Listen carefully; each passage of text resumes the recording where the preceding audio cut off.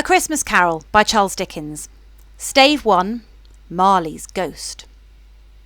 Marley was dead, to begin with. There is no doubt whatever about that. The register of his burial was signed by the clergyman, the clerk, the undertaker, and the chief mourner. Scrooge signed it, and Scrooge's name was good upon change for anything he chose to put his hand to. Old Marley was as dead as a doornail. Mind, I don't mean to say that I know of my own knowledge what there is particularly dead about a doornail.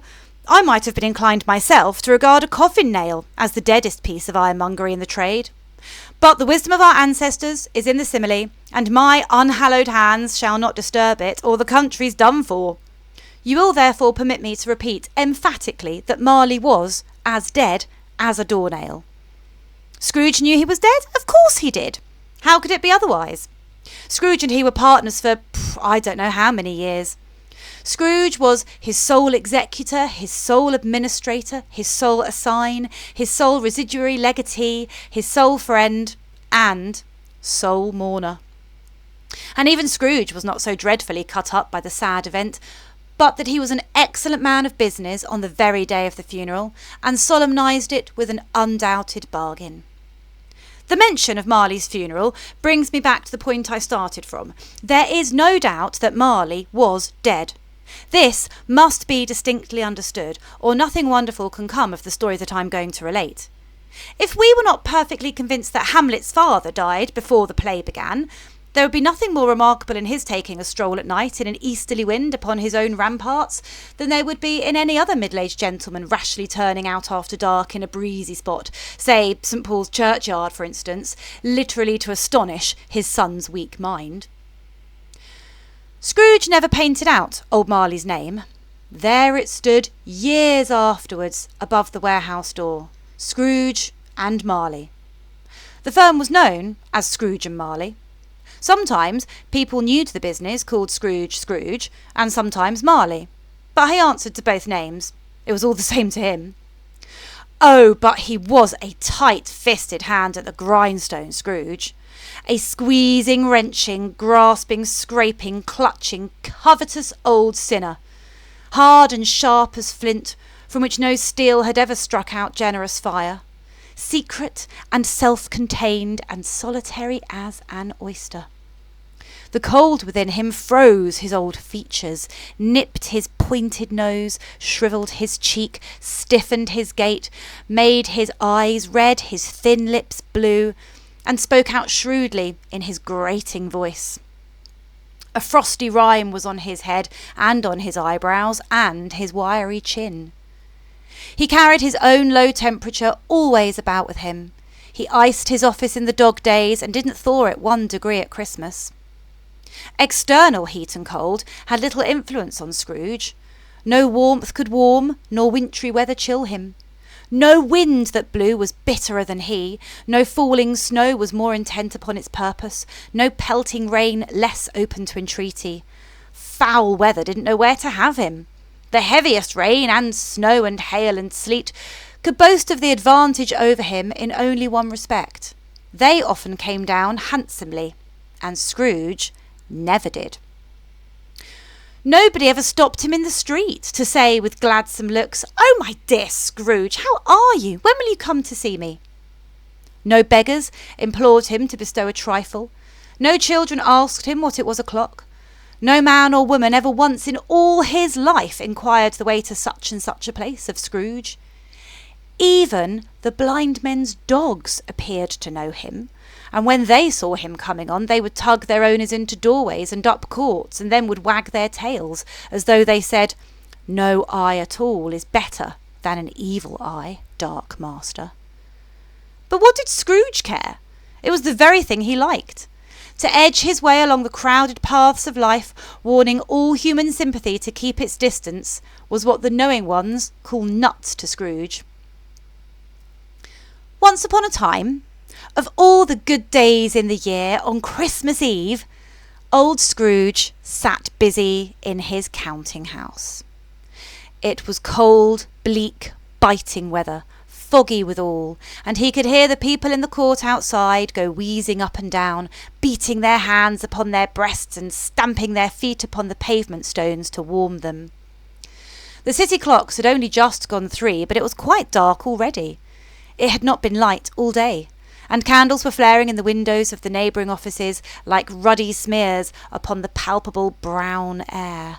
The fog came pouring in at every chink and keyhole, and was so dense without that although the court was of the narrowest, the houses opposite were mere phantoms.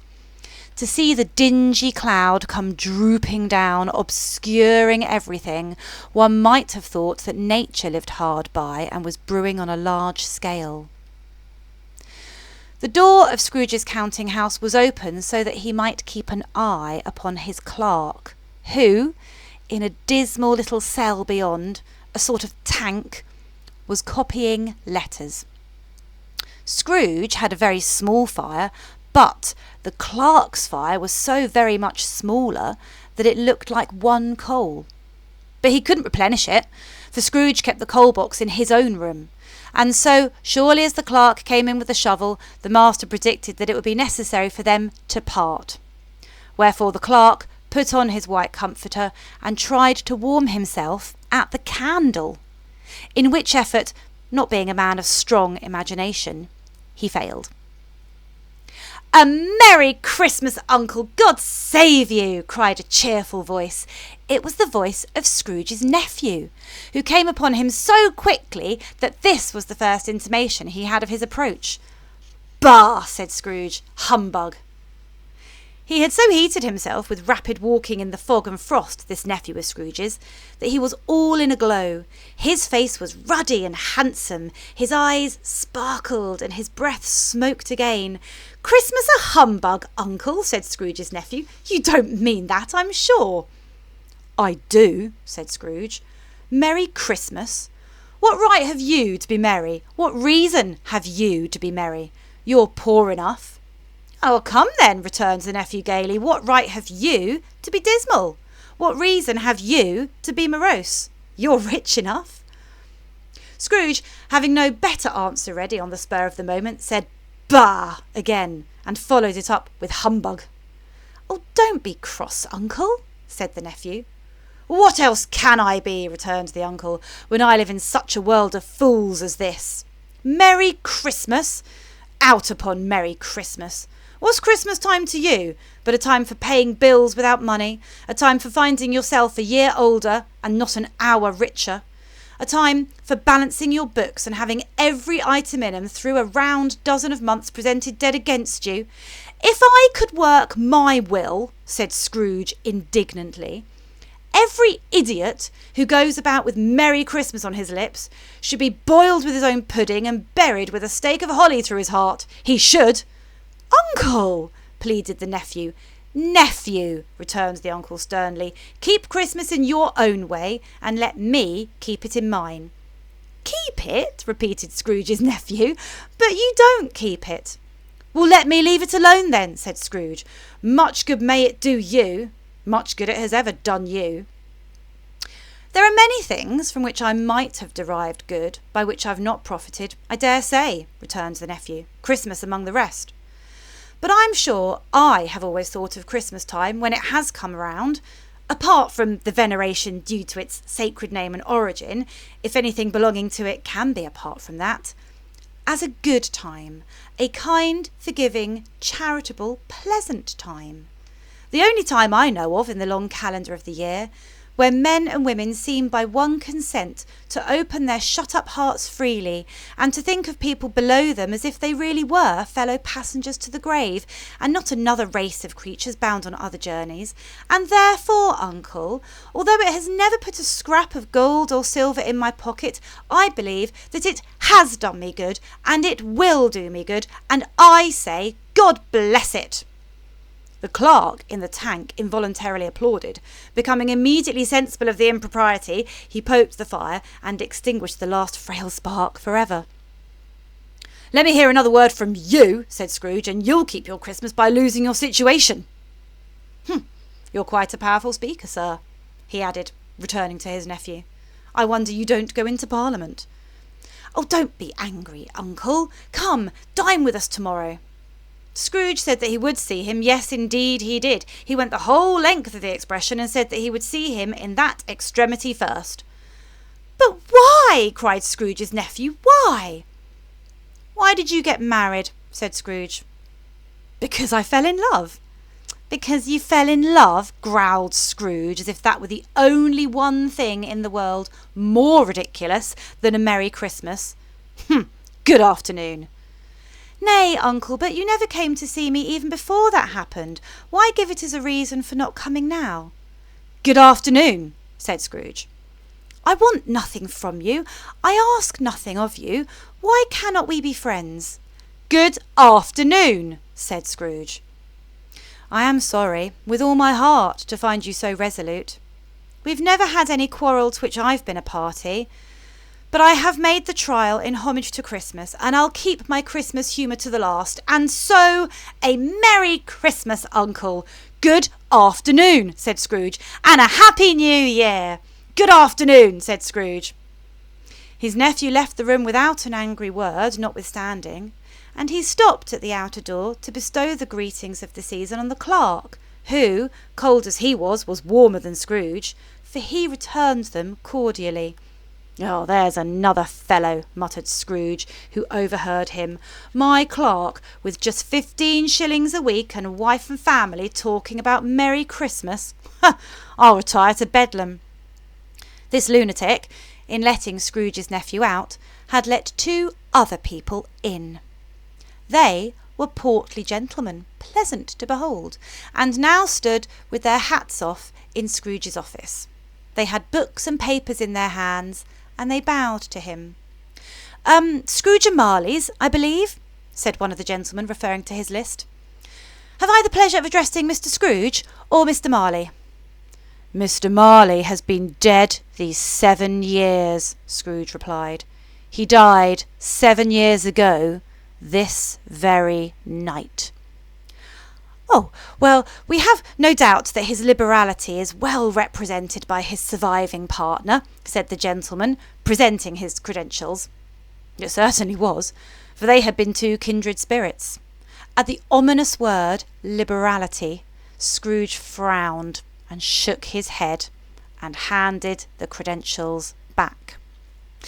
"At this festive season of the year, Mr. Scrooge," said the gentleman, taking up a pen, "it is more than usually desirable that we should make some slight provision for the poor and destitute who suffer greatly at the present time.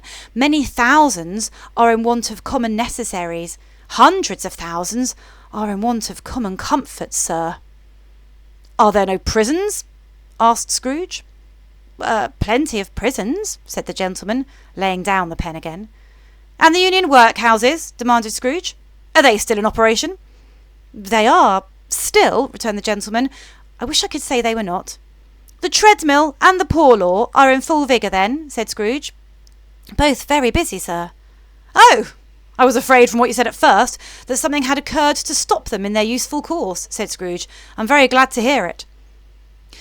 "Well, under the impression that they scarcely furnish Christian cheer of mind or body to the multitude," returned the gentleman, "a few of us are endeavouring to raise a fund to buy the poor some meat and drink and means of warmth. We choose this time because it is a time of all others when want is keenly felt and abundance rejoices. What shall I put you down for?" "Nothing," Scrooge replied. "You wish to be anonymous?" "I wish to be left alone," said Scrooge. "Since you ask me what I wish, gentlemen, that is my answer. I don't make merry myself at Christmas, and I can't afford to make idle people merry. I help to support the establishments I have mentioned. They cost enough, and those who are badly off must go there." "Yes, well, many can't go there, and many would rather die." "If they would rather die," said Scrooge, "they had better do it, and decrease the surplus population. Besides, excuse me, I don't know that." "Well, but you might know it," observed the gentleman.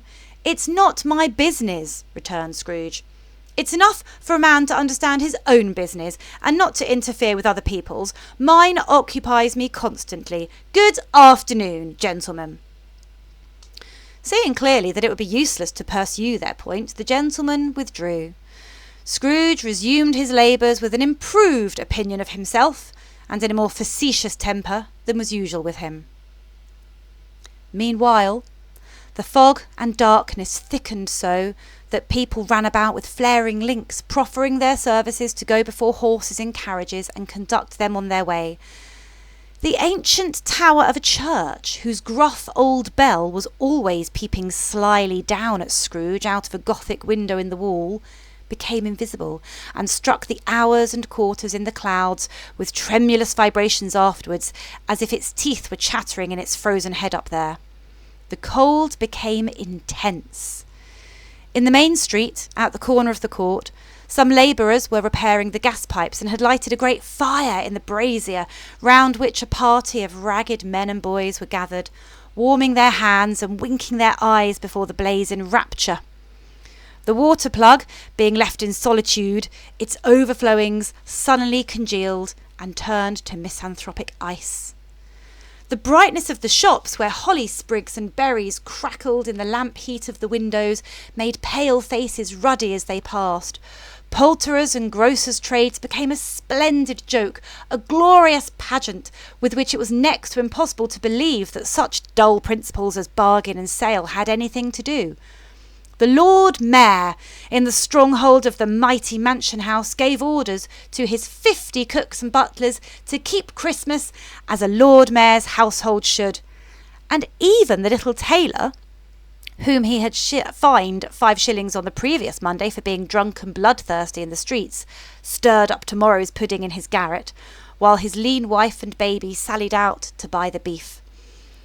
Foggier yet, and colder, piercing, searching, biting cold. If the good St. Dunstan had but nipped the evil spirit's nose with a touch of such weather as that, instead of using his familiar weapons, then indeed he would have roared to lusty purpose. The owner of one scant young nose, gnawed and mumbled by the hungry cold as bones are gnawed by dogs, stooped down at Scrooge's keyhole to regale him with a Christmas carol. But at the first sound of "God bless you, merry gentlemen, may nothing you dismay," Scrooge seized the ruler with such energy of action that the singer fled in terror, leaving the keyhole to the fog and even more congenial frost. At length, the hour of shutting up the counting-house arrived. With an ill will, Scrooge dismounted from his stool and tacitly admitted the fact to the expectant clerk in the tank, who instantly snuffed his candle out and put on his hat. "You'll want all day tomorrow off, I suppose," said Scrooge. If quite convenient, sir." "Well, it's not convenient," said Scrooge, "and it's not fair.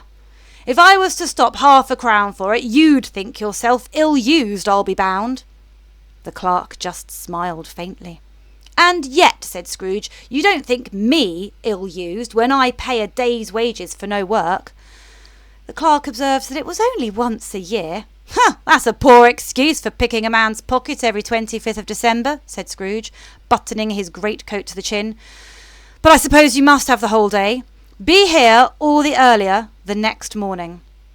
The clerk promised that he would, and Scrooge walked out with a growl. The office was closed in a twinkling, and the clerk, with the long ends of his white comforter dangling below his waist, for he boasted no greatcoat, went down a slide on Cornhill at the end of a lane of boys 20 times in honour of it being Christmas Eve, and then ran home all the way to Camden Town as hard as he could pelt to play at blind man's buff. Scrooge took his melancholy dinner in his usual melancholy tavern, and having read all the newspapers and beguiled the rest of the evening with his banker's book, went home to bed. Scrooge lived in chambers which had once belonged to his deceased partner. They were a gloomy suite of rooms, in a lowering pile of a building up a yard where it had so little business to be that one could scarcely help fancying it must have run there when it was a young house playing at hide-and-seek with other houses, and had forgotten its way out again. It was old enough now, and dreary enough, for nobody lived in it but Scrooge, the other rooms being all let out as offices. The yard was so dark that even Scrooge, who knew its every stone, was fain to grope with his hands. The fog and frost so hung about the black old gateway of the house that it seemed as if the genius of the weather sat in mournful meditation on the threshold. Now, it is a fact that there was nothing at all particular about the knocker on the door, except that it was very large. It is also a fact that Scrooge had seen it night and morning during his whole residence in that place. Also, that Scrooge had as little of what is called fancy about him as any man in the city of London, even including, which is a bold word, the corporation, alderman and livery. Let it also be borne in mind that Scrooge had not bestowed one thought on Marley since his last mention of his 7 years dead partner that afternoon. And then, let any man explain to me, if he can, how it happened that Scrooge, having his key in the lock of the door, saw in the knocker, without it undergoing any intermediate process of change, not a door knocker at all, but Marley's face.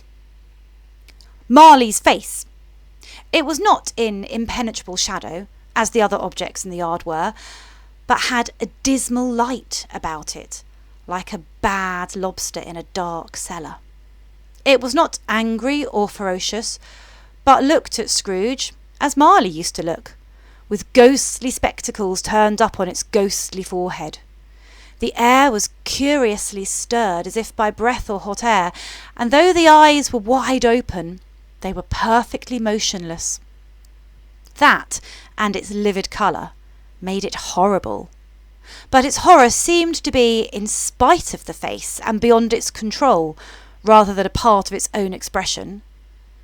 As Scrooge looked fixedly at this phenomenon, it was a door-knocker again. To say that he was not startled, or that his blood was not conscious of a terrible sensation to which it had been a stranger from infancy, would be untrue. But he put his hand upon the key he had relinquished, and turned it sturdily, walked in, and lighted his candle. He did pause, with a moment's irresolution, before he shut the door, and he did look cautiously behind it first, as if he half expected to be terrified with the sight of Marley's pigtail sticking out into the hall. But there was nothing on the back of the door except the screws and nuts that held the knocker on. So he said, "Pooh-pooh," and closed it with a bang. The sound resounded through the house like thunder.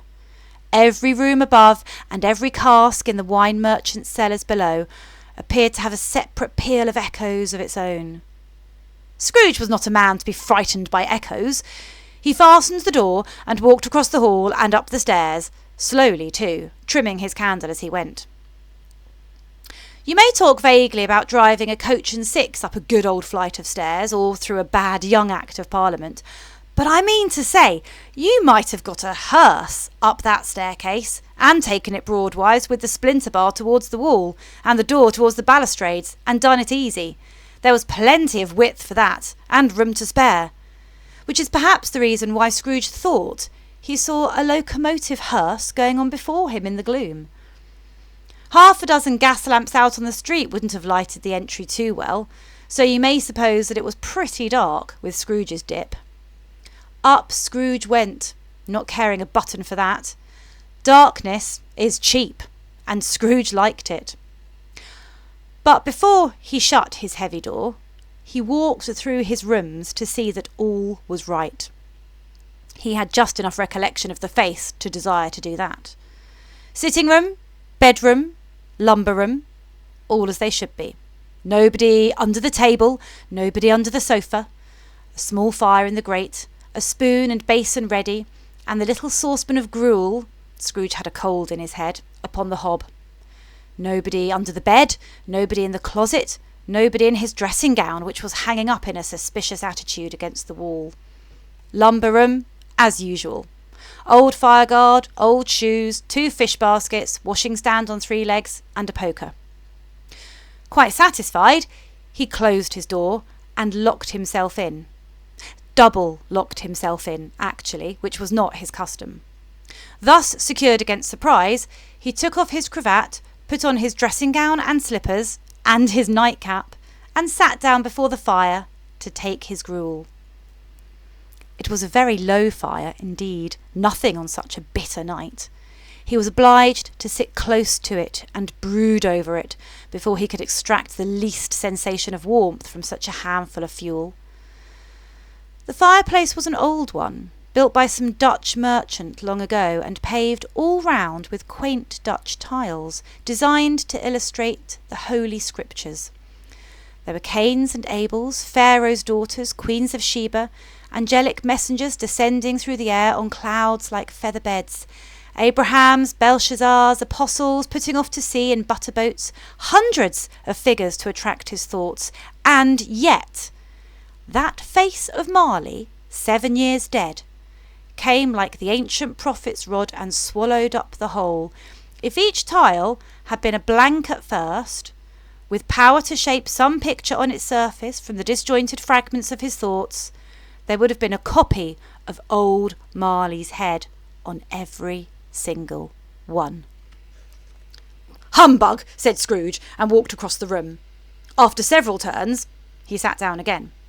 As he threw his head back in the chair, his glance happened to rest upon a bell, a disused bell that hung in the room and communicated, for some purpose now forgotten, with a chamber up in the highest story of the building. It was with great astonishment and with a strange, inexplicable dread that as he looked, he saw this bell begin to swing. It swung so softly in the outset that it scarcely made a sound, but soon it rang out loudly, and so did every bell in the house. This might have lasted half a minute or a minute, but it seemed an hour. Then the bells ceased as they had begun, together. And they were succeeded by a clanking noise deep down below, as if some person were dragging a heavy chain over the casks in the wine merchant's cellar. Scrooge then remembered to have heard that ghosts in haunted houses were described as dragging chains. The cellar door flew open with a booming sound, and then he heard the noise much louder on the floors below, then coming up the stairs, then coming straight towards his door. "It's humbug still," said Scrooge. "I won't believe it." His colour changed, though, when, without a pause, it came on through the heavy door and passed into the room before his very eyes. Upon its coming in, the dying flame leaped up, as though it cried, "I know him, Marley's ghost," and fell again. The same face, the very same.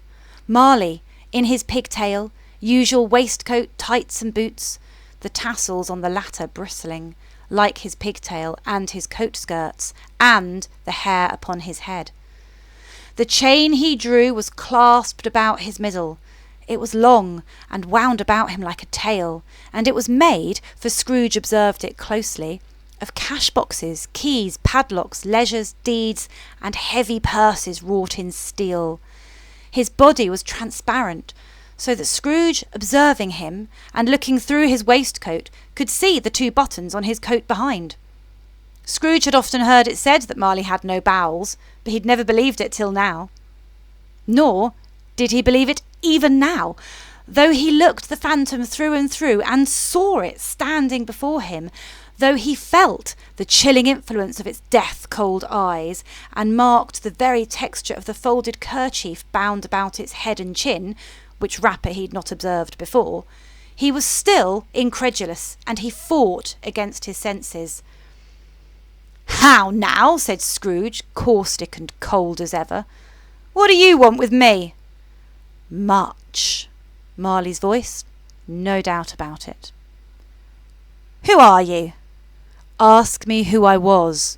"Well, who were you then?" said Scrooge, raising his voice. "You're particular for a shade." He was going to say to a shade, but substituted this as more appropriate. "In life, I was your partner, Jacob Marley." Can you sit down?" asked Scrooge, looking doubtfully at him. "I can." "Do it then." "Scrooge, asked the question because he didn't know whether a ghost so transparent might find himself in a condition to take a chair, and felt that in the event of its being impossible, it might involve the necessity of an embarrassing explanation. But the ghost sat down on the opposite side of the fireplace, as if he were quite used to it. "You don't believe in me," observed the ghost. "I don't," said Scrooge. "What evidence would you have of my reality beyond that of your senses?" "I don't know," said Scrooge. "Why do you doubt your senses?" "Because," said Scrooge, "a little thing affects them. A slight disorder of the stomach makes them cheats. You may be an undigested bit of beef, a blot of mustard, a crumb of cheese, a fragment of an underdone potato. There's more of gravy than of grave about you, whatever you are." Scrooge was not much in the habit of cracking jokes, nor did he feel in his heart by any means waggish then. The truth is that he tried to be smart as a means of distracting his own attention and keeping down his terror, for the spectre's voice disturbed the very marrow of his bones. To sit staring at those fixed glazed eyes in silence for a moment would play, Scrooge felt, the very deuce with him. There was something very awful, too, in the spectre's being provided with an infernal atmosphere of its own. Scrooge could not feel it himself, but this was clearly the case, for though the ghost sat perfectly motionless, its hair and skirts and tassels were still agitated, as if by the hot vapour from an oven. "You see this toothpick?" said Scrooge, returning quickly to the charge for the reason just assigned, and wishing, though it were only for a second, to divert the vision's stony gaze from himself. "I do," replied the ghost. "You're not looking at it," said Scrooge. "But I see it," said the ghost, notwithstanding. "Well," said Scrooge, "I have but to swallow this, and be for the rest of my days persecuted by a legion of goblins, all of my own creation. Humbug, I tell you, humbug!"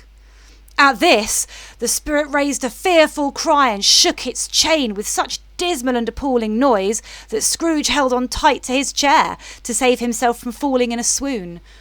But how much greater was his horror when the phantom, taking off the bandage round its head as if it were too warm to wear indoors, its lower jaw dropped down onto its breast. Scrooge fell upon his knees and clasped his hands before his face. "Mercy!" he said. "Dreadful apparition! Why do you trouble me?" "Man of the worldly mind," replied the ghost, "do you believe in me or not?" "I do," said Scrooge. "I must. But why do spirits walk the earth, and why do they come to me?" "It is required of every man," the ghost returned, "that the spirit within him should walk abroad among his fellow men, and travel far and wide. And if that spirit goes not forth in life, it is condemned to do so after death. It is doomed to wander through the world, oh, woe is me, and witness what it cannot share, but might have shared on earth, and turned to happiness." Again the spectre raised a cry and shook its chain and wrung its shadowy hands. "You are fettered," said Scrooge, trembling. "Tell me why." "I wear the chain I forged in life," replied the ghost. "I made it link by link and yard by yard. I girded it on of my own free will, and of my own free will I wore it. Is its pattern strange to you?" Scrooge trembled more and more. "Or would you know," pursued the ghost, "the weight and length of the strong coil you bear yourself? Yours was as full and heavy and as long as this 7 Christmas Eves ago. You have laboured on it since. It is a ponderous chain." Scrooge glanced about him on the floor in the expectation of finding himself surrounded by some 50 or 60 fathoms of iron cable, but he could see nothing. "Jacob," he said imploringly, "old Jacob Marley, tell me more. Speak comfort to me, Jacob." "I have none to give," the ghost replied. "It comes from other regions, Ebenezer Scrooge, and is conveyed by other ministers to other kinds of men. Nor can I tell you what I would. A very little more is all permitted to me. I cannot rest, I cannot stay, I cannot linger anywhere. My spirit never walked beyond our counting house. Mark me, in life, my spirit never roved beyond the narrow limits of our money-changing hole, and weary journeys lie before me. It was a habit with Scrooge, whenever he became thoughtful, to put his hands in his breeches pockets. Pondering on what the ghost had said, he did so now, but without lifting up his eyes or getting off his knees. "You must have been very slow about it, Jacob," Scrooge observed, in a business-like manner, though with humility and deference. "Slow?" the ghost repeated. 7 years dead?" mused Scrooge. "And travelling all the time?" "The whole time," said the ghost. "No rest, no peace, incessant torture of remorse." "You travel fast?" said Scrooge. "On the wings of the wind," replied the ghost. "You must have got over a great quantity of ground in 7 years," said Scrooge. The ghost, on hearing this, set up another cry and clanked its chain so hideously in the dead silence of the night that the ward would have been justified in indicting it for a nuisance. "Oh, captive bound and double ironed," cried the phantom, "not to know that ages of incessant labour by immortal creatures for this earth must pass into eternity before the good of any of which it is susceptible is all developed. Not to know that any Christian spirit working kindly in its little sphere, whatever it may be, will find its mortal life too short for its vast means of usefulness. Not to know that no space of regret can make amends for one life's opportunity misused. Yet such was I, oh, such was I." "But you were always a good man of business, Jacob," faltered Scrooge, who now began to apply this to himself. "Business!" cried the ghost, wringing its hands again. "Mankind was my business. The common welfare was my business. Charity, mercy, forbearance and benevolence were all my business. The dealings of my trade were but a drop of water in the comprehensive ocean of my business." It held up its chain at arm's length, as if that were the cause of all its unavailing grief, and flung it heavily upon the ground again. "At this time of the rolling year," the spectre said, "I suffer most. Why did I walk through crowds of fellow beings with my eyes turned down, and never raise them to that blessed star which led the wise men to a poor abode? Were there no poor homes to which its light would have conducted me?" Scrooge was very much dismayed to hear the spectre going on at this rate, and began to quake exceedingly. "Hear me!" cried the ghost. "My time is nearly gone." "I will," said Scrooge, "but don't be hard upon me. Don't be flowery, Jacob, pray." "How is it that I appear before you in a shape that you can see? I may not tell. I have sat invisible beside you many and many a day." It was not an agreeable idea. Scrooge shivered and wiped the perspiration from his brow. "That is no light part of my penance," pursued the ghost. "I am here tonight to warn you that you have yet a chance and hope of escaping my fate, a chance and hope of my procuring Ebenezer." "Oh, you were always a good friend to me," said Scrooge. "Thank ye." "You will be haunted," resumed the ghost, "by 3 spirits." Scrooge's countenance fell almost as low as the ghost's had done. "Is that the chance and hope you mentioned, Jacob?" he demanded in a faltering voice. "It is." I think I'd rather not," said Scrooge. "Without their visits," said the ghost, "you cannot hope to shun the path I tread. Expect the first tomorrow when the bell tolls 1. "Couldn't I take 'em all at once and have it over, Jacob?" hinted Scrooge. "Expect the second on the next night at the same hour, the third upon the next night when the last stroke of 12 has ceased to vibrate. Look to see me no more, and look that, for your own sake, you remember what has passed between us." When it had said these words, the spectre took its wrapper from the table and bound it round its head as before. Scrooge knew this by the smart sound its teeth made when the jaws were brought together by the bandage. he ventured to raise his eyes again and found his supernatural visitor confronting him in an erect attitude with its chain wound over and about its arm. The apparition walked backward from him, and at every step it took, the window raised itself a little, so that when the spectre reached it, it was wide open. It beckoned Scrooge to approach, which he did. When they were within 2 paces of each other, Marley's ghost held up his hand, warning him to come no nearer, and Scrooge stopped. Not so much in obedience as in surprise and fear, for on the raising of the hand he became sensible of confused noises in the air, incoherent sounds of lamentation and regret, wailings inexpressibly sorrowful and self-accusatory. The spectre, after listening for a moment, joined in the mournful dirge and floated out upon the bleak, dark night. Scrooge followed to the window, desperate in his curiosity. He looked out. The air filled with phantoms, wandering hither and thither in restless haste and moaning as they went. Every one of them wore chains like Marley's ghost. Some few, they might be guilty governments, were linked together. None were free. Many had been personally known to Scrooge in their lives.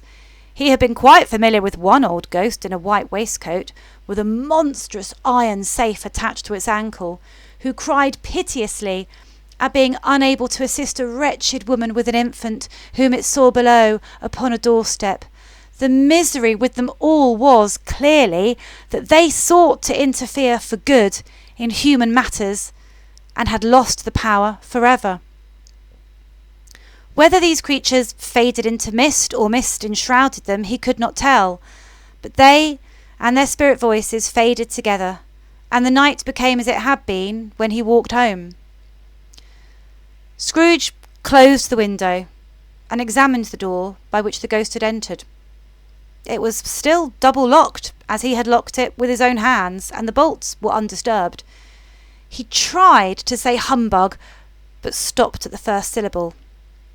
And being, from the emotion he had undergone, or the fatigues of the day, or his glimpse into the invisible world, or the dull conversation of the ghost, or the lateness of the hour, much in need of repose, Scrooge went straight to bed, without undressing, and fell asleep upon the instant.